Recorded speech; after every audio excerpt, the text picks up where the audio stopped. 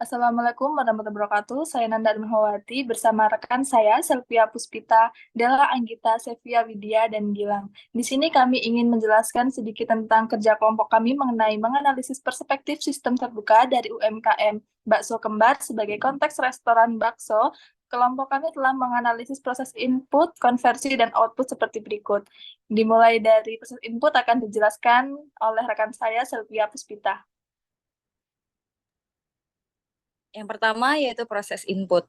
Proses input ini memiliki 4 poin, yang dimana yang pertama yaitu bahan baku utama seperti daging sapi atau ayam, mie, sayuran, dan juga bumbu-bumbu.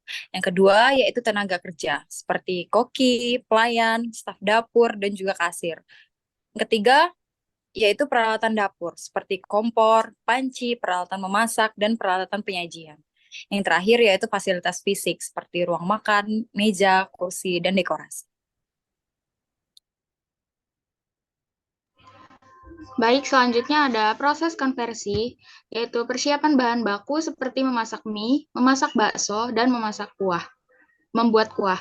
Lalu ada pelayanan kepada pelanggan, penyusunan hidangan dan penyajian kepada pelanggan, manajemen pesanan, pembayaran, dan stok bahan baku, serta ada interaksi antara pelanggan dan sifat restoran. Lalu ada proses output, yaitu hidangan bakso yang disajikan kepada pelanggan, pengalaman pelanggan, pendapatan dari penjualan makanan dan minuman, umpan balik pelanggan, serta kinerja staf dan efisiensi operasional.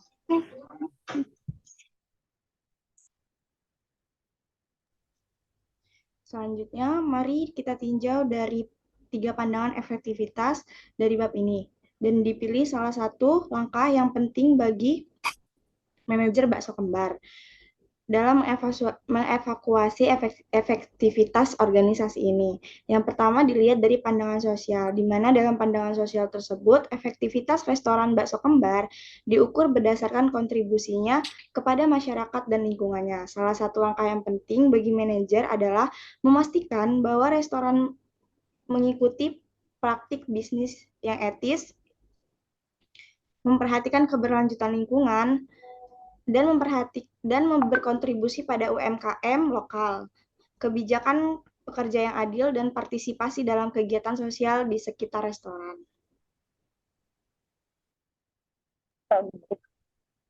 Oke, selanjutnya ada pandangan ekonomi. Dalam pandangan ekonomi, efektivitas bakso kembar dapat diukur berdasarkan kinerja finansialnya. Salah satu langkah penting bagi manajer adalah memantau laba bersih dan pengeluaran operasional.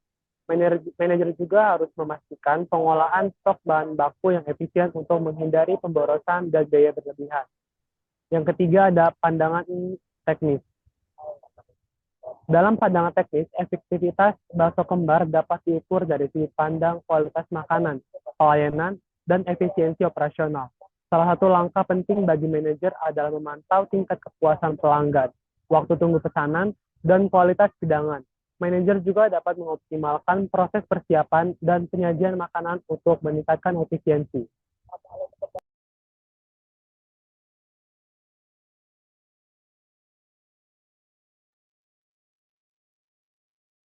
Dalam hal ini, kami akan menekankan langkah yang berkaitan dengan pandangan sosial, yaitu memastikan bahwa bakso kembar mengikuti praktik bisnis yang berkelanjutan serta memberi kontribusi positif pada masyarakat dan lingkungan sekitarnya.